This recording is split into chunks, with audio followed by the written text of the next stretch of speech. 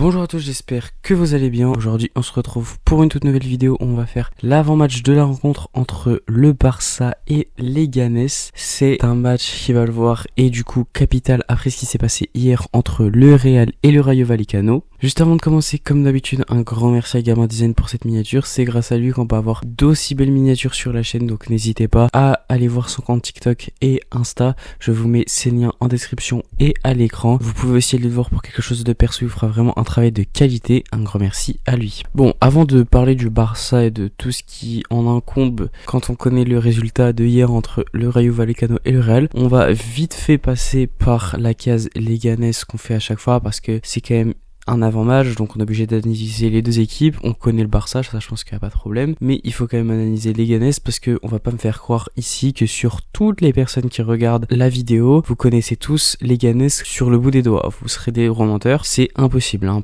tout simplement parce que personne ne regarde quotidiennement cette équipe, à part si vous êtes fan de cette équipe ou que vous n'avez absolument rien à faire de votre vie. Bon, Leganés, du coup, je pense que vous le savez, c'est une équipe qui a été promue, qui fait un peu comme Metz ou 3 en Ligue 1, c'est-à-dire faire de l'ascenseur, Liga B, Liga B, Liga. Aujourd'hui, actuellement, ils sont pas relégables parce qu'ils sont 17e, donc c'est pas non plus fameux, hein. On est quand même à une place seulement du premier relégable et surtout à un point. En plus, l'Espagnol a un match en moins, ce qu'il faut quand même retenir. Alors là, ils sont à égalité de match, mais ils ont un match en moins après le match de Leganés. Concernant un peu les résultats, leur dernière victoire remonte au 9 novembre contre Séville. Séville qui d'ailleurs était à 10, donc ça vous prouve que ce n'est pas non plus la plus grosse performance connue sur cette planète, hein. C'est un penalty après un carton rouge, donc bon, c'est pas ouf. Mais sinon, globalement, à part une victoire 3-0 contre le Celta, il n'y a pas réellement de grosses perfs, hein. Et franchement, ils sont qu'à 3 victoires depuis le début de la saison. Ils ont énormément de nuls, ça faut le reconnaître. Ouais, il n'y a pas non plus des équipes de fou contre qui ils ont fait nul, hein. C'est globalement des équipes de leur niveau. On voit qu'ils ont beaucoup de mal, ça gagne pas beaucoup. Au niveau de l'effectif, on n'est pas sur l'effectif le plus fourni de Liga, on est sur l'un des pires de Liga, hein, sans abuser. Ils ont Sébastien Haller quand même en attaque, je pense que vous le connaissez tous. Il a été à Dortmund, il a brillé à l'Ajax, il a gagné la Coupe d'Afrique des Nations il y a un an. Au milieu de terrain, ils ont aussi Mounir El Haddadi, alors ça c'est pour les anciens du Barça. Si vous savez qui c'est un ancien du Barça, voilà, qui avait eu des histoires aussi avec lui concernant sa nationalité, parce qu'il avait joué des matchs pour l'Espagne, mais au final il voulait jouer pour le Maroc, et voilà. Et concernant le gardien, il y a que dalle et ni rien pour la défense, donc voilà, c'est un effectif très très faible de Liga, sans aucun vraiment gros joueur qui se démarque à part Sébastien Haller et un tout petit peu Mounir El Haddadi. Donc clairement, voilà, on va pas se mentir, c'est je pense l'une voire l'équipe la plus faible de toute cette Liga sans aucun conteste. Bon, concernant le Barça,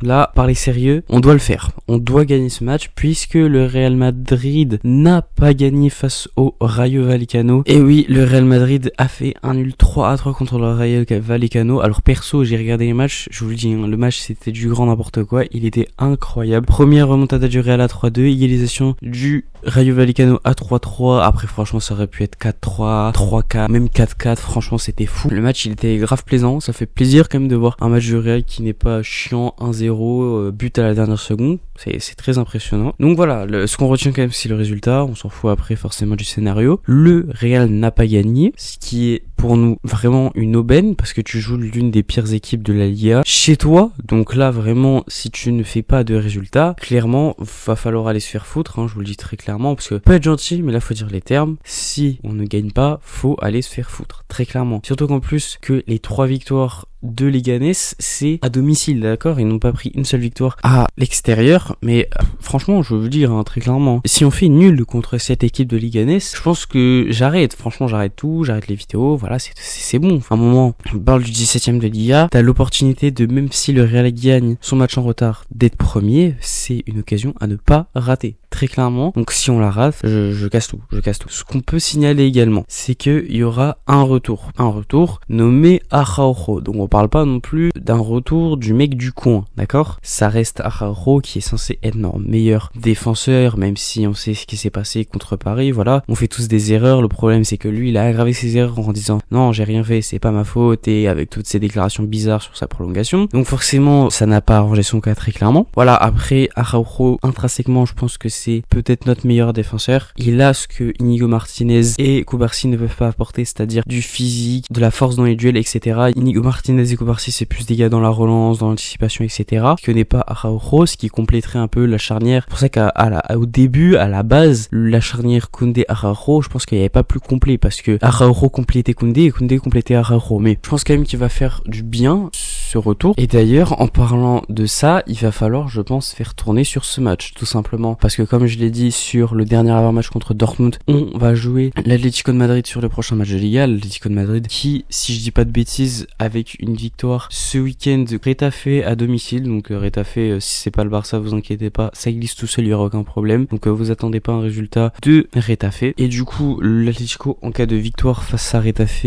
il passerait devant le Real. Donc voilà, on comprend assez vite que on n'a pas qu'un seul adversaire sur cette Liga. L'Atlético Madrid est aussi très menaçant. On les joue juste après, on les joue le 21. Le 21, les gars, c'est dans 7 jours, c'est le prochain week-end. Donc la victoire, elle est obligatoire contre l'Atlético de Madrid. Les Leganés, ça reste quand même un morceau, si je puis dire, assez faible. Voilà, on n'est pas sur le plus gros morceau de l'année. Donc ce qu'on va devoir faire, c'est des rotations. On n'a vraiment pas le choix. Même si on doit gagner, les rotations sont obligatoires pour faire reposer les joueurs. Et donc on va pouvoir passer au 11 idéal avec Okaj Peña. Là, on va faire une rotation quand même sur le gardien. Je pense que Szczęsny, son premier match, ce sera contre Barbastro ou Barbasto, je sais pas comment on dit ça, en Coupe du Roi. Donc hâte de le voir quand même. En défense, et là vous allez assister au premier changement. À gauche, je laisse Baldé. À droite, je change pour mettre Hector Fort à la place de Koundé. Et en défense centrale, soit on met Inigo Martinez avec Araujo, soit on met Cubarsí avec Araujo. Après, personnellement, dans la logique, je mettrais peut-être plus Cubarsí avec Araujo, mais l'inverse me choque pas, je m'en fous en fait, du moment que un des deux se repose, parce que vraiment, il faut que l'un des deux se repose, c'est très important. Au milieu de terrain, là c'est pareil, on va approximativement tout changer. Voilà, je vous le dis, il n'y a pas un seul titulaire au milieu de terrain, parce que je mets en double pivot Frenkie de Jong un peu plus bas, avec en double pivot Gavi, et je mets Fermin en numéro 10. Alors c'est pas vraiment ce qui est annoncé, mais je vais pas vous faire un 11 idéal avec ce qui est annoncé, parce que sinon ça sert à rien. Autant je prends la composition qui est annoncée et je la fais. Moi c'est mon 11 idéal selon moi, et uniquement selon moi. Et enfin en attaque, je fais tourner Rafinha pour Ferran Torres à gauche, je mets Lamine Yamal à droite, et je mets Lewandowski en numéro 9. Donc effectivement il y a beaucoup de rotation. On part quand même sur un 11 avec seulement de base 4 titulaires dont Peña, donc ça veut dire 4 titulaires dont le gardien, donc en réalité que 3 si vraiment on est honnête, donc c'est quasi rien. Par contre avec cette équipe, normalement t'es quand même censé faire un résultat contre Leganés. On parle de Leganés encore une fois. Si je mets Ferran Torres, les gars, je vous dis, c'est pas parce que Ferran Torres a mis un doublé contre le Borussia Dortmund, loin de là. Me prenez pas pour le premier débile du coin qui, vu que Ferran Torres a mis un doublé, oh Ferran Torres est trop fort. Non, certainement pas. C'est pour faire reposer Rafinha, parce que Rafinha est l'un des joueurs qui a le plus joué depuis le début de la saison sous Flick. Donc là je pense que c'est le moment pour lui de se reposer, c'est important. En plus il est sorti avec des crampes, donc le fait que Ferran Torres ait sorti un doublé sur le match d'avant me paraît être la meilleure chose et la meilleure opportunité. Et comme ça Ferran Torres va flop, et on va encore se dire que Ferran Torres n'est pas un bon joueur, mais ça c'est classique de sa part. Voilà, c'est la fin de la vidéo, j'espère qu'elle vous aura plu. N'hésitez pas à dire ce que vous en avez pensé en commentaire. N'oubliez pas comme d'habitude de me suivre sur tous les réseaux, que ce soit TikTok ou Insta, où je republie des segments de mes vidéos, donc vous prenez celui qui vous arrange et vous le regardez. Je suis aussi sur Twitter bien évidemment, et n'oubliez pas comme d'habitude de liker la vidéo, de la partager, de vous abonner, d'activer la cloche, et moi je vous dis tchuss.